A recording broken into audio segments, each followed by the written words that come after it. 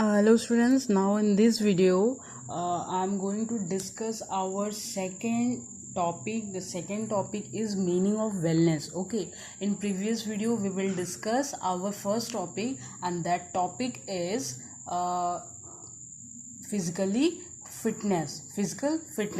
And now in this video I am going to discuss about our second topic, and the topic is wellness. Okay, so students, आपको मैं फिर से उसी story से related आपको explain करती हूँ, तो शायद आपको ईजिली समझ में चीज़ें बहुत ही ईजिली नॉर्मली आ जाएंगी।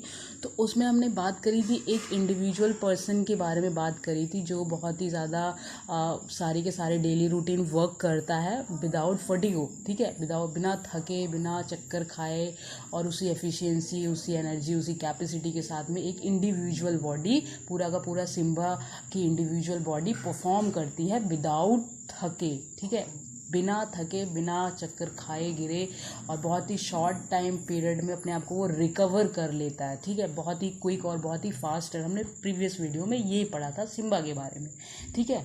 और ये सब चीज़ें वो क्यों कर पाता है? बिकॉज उसकी बॉडी क्या है, बहुत ही फिजिकली फिट है। So that's why. So in this video now I am going to discuss about wellness. सो वेलनेस क्या होती है, तो हम उसी स्टोरी को थोड़ा सा प्रोसीड करते हैं, ठीक है, उसी स्टोरी के अकॉर्डिंग आपको समझाते हैं। तो सिम्बा क्या करता है, सिम्बा की स्टोरी लेके ही समझाते हैं। तो जो सिम्बा होता है, आप यहाँ पे देखो, ये सिम्बा था, ठीक है, हमारा ये सिम्बा था, ठीक है, ये सिम्बा था, और डेली ये क्या करता था, ऑफिस जाता था, ठीक है, हमारा ये क्या था, सिम्बा था, हमारा ये क्या था, सिम्बा था, ठीक है। सिम्बा क्या करता था, रोज़ उसी वर्क, उसी एनर्जी के साथ सारा काम करता था, डेली ऑफिस जाता। तो एक दिन ये फिर से उसी तरीके से ऑफिस जाता है, नेक्स्ट डे उठ के, और वहाँ पे जाने के बाद क्या करता है ये, उस दिन ये सोचता है कि आज मैं जाता हूँ, और वहाँ पे जाने के बाद वो क्या करता है, एक लड़की को देखने के बाद उसे प्रपोज करने के लिए सोचता है। उसे देखता है काफ़ी दिन से, सोचता है कि मैं कल जाते ही उसको प्रपोज कर दूंगा, उसे अपने दिल की बात कर दूंगा। तो वो जाता है फिर एक लड़की के पास में उसे प्रपोज करने के लिए, और उस लड़की का क्या नाम होता है, उस लड़की का नाम क्या होता है, उस लड़की का नाम हम दे देते हैं तारा। क्या दे देते हैं, तारा।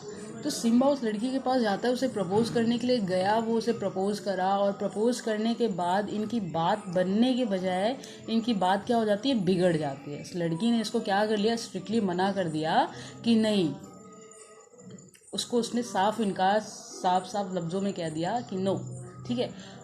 उसके बाद में सिम्बा की क्या हालत होती है, सिम्बा की क्या मतलब उस कैसा फील करता है। सो स्टूडेंट्स, उसके बाद में क्या होता है, जो सिम्बा होता है वो वहाँ से उसी तरीके से रोते गाते टूटते हुए चला आता है, ठीक है।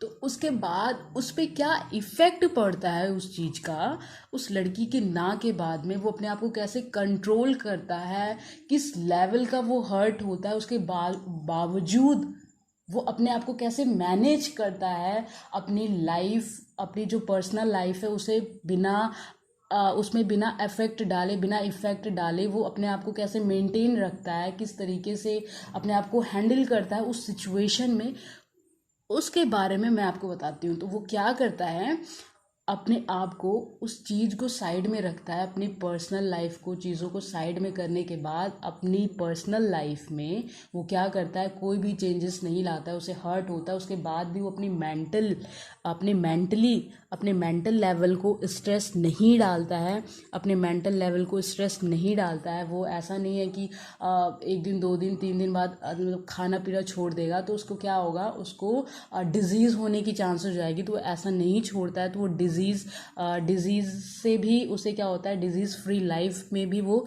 डिजीज़ फ्री लाइफ भी जीता है। और मतलब वो सारी चीज़ें, मतलब क्या करता है, अपने आप को मैनेज करके रखता है। मतलब इस सिचुएशन के बाद भी वो मेंटली फिट है, वो डिप्रेशन में नहीं जा रहा है, अपना टाइम से खा पी रहा है, सब कुछ चीज़ें अपनी प्रॉपरली, सारा का सारा चीज़ें वो प्रॉपरली वर्क कर रहा है इन सिचुएशन के बाद भी। तो वेलनेस क्या कहता है, हमारा वेलनेस यही कहता है। सिम्बा ने क्या किया इस टाइम पे, सिम्बा ने अपने आप को इस सिचुएशन के बाद भी अपने आप को मेंटली फिट रखा, अपने आप को मेंटली फिट रखने के बाद अपने आप को इमोशनली फिट रखता है, उसके बाद में अपने खाना पीना को नहीं छोड़ता है, जिसके वजह से उसे कोई डिजीज़ नहीं होती है, देन उसके बाद में वो डिप्रेशन का शिकार नहीं होता है, इन सब सिचुएशन के बाद भी वो अपने आप को क्या करता है, हैंडल करके रखता है अपने आप को इमोशनली, मेंटली और फिजिकली, तो वो फिट रहता ही है। उसके उन सब चीज़ों के बाद भी वो अगर अपने आप को फिट रख रहा है, अपने आप को प्रिपेयर्ड करके रख रहा है, तो ये क्या कहलाता है, यही वेलनेस कहलाता है हमारा। यही क्या कहलाता है, वेलनेस का। सिम्बा हमारा फिजिकली तो फिट था ही, बट इमोशनली और मेंटली भी साथ ही साथ में क्या हो गया है, वो फिट हो गया है, स्ट्रांग हो गया है। ठीक है, तो इसका मतलब क्या है, वो क्या है, वेलनेस है। वो क्या है, वेलनेस है। तो इसी स्टोरी के अकॉर्डिंग मैं आपको समझाना चाहती थी कि वेलनेस क्या है। तो वेलनेस यही है, वो फिजिकली भी फिट हो, फिजिकली तो फिट था ही, मेंटली भी फिट हो, इमोशनली भी फिट हो, चीज़ों को शॉर्ट आउट करके अपनी पर्सनल लाइफ में उसे अफेक्ट, इतना ज़्यादा अफेक्ट ना करने दे कि जिसकी वजह से उसकी लाइफ ख़राब हो जाए, वो डिप्रेशन में चले जाए, वो डिजीज़ का शिकार हो जाए, ऐसा कुछ भी ना हो।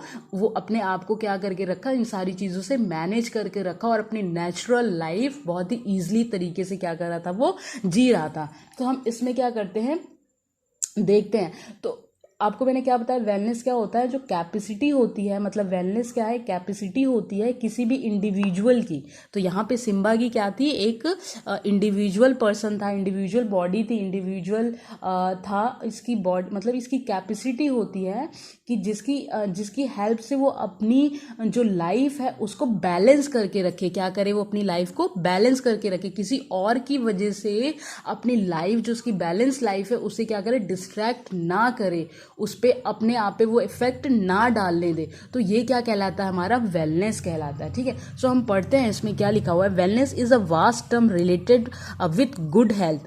तो wellness is a vast term, vast मतलब बहुत बड़ा। So wellness is a vast term related with good health, balance of mind and body and spirit of overall feeling of well being. जो आपको सारी चीज़ें मैंने इस स्टोरी के थ्रू समझाई है, वही सारी चीज़ें लिखी है। Good health, balance of mind, body and spirit of overall feeling well-being. So it give us the motive to live most and serve the best, thus give us healthy and happy life. This is क्या है, this is wellness. इन सब चीज़ों के बाद, इन सब situation के बाद भी अगर वो अपने आप को मेंटली, फिजिकली और इमोशनली फिट रहता है, अपने आप को हैप्पी लाइफ, अपनी हेल्दी लाइफ जी रहा है, तो इट मीन्स क्या है, वो वेलनेस है। तो यहाँ पे आप देख सकते हो जो चीज़ें मैंने आपको बताई है एग्जैक्ट उस स्टोरी के थ्रू वही सारी चीज़ें यहाँ पे लिखी हुई हैं।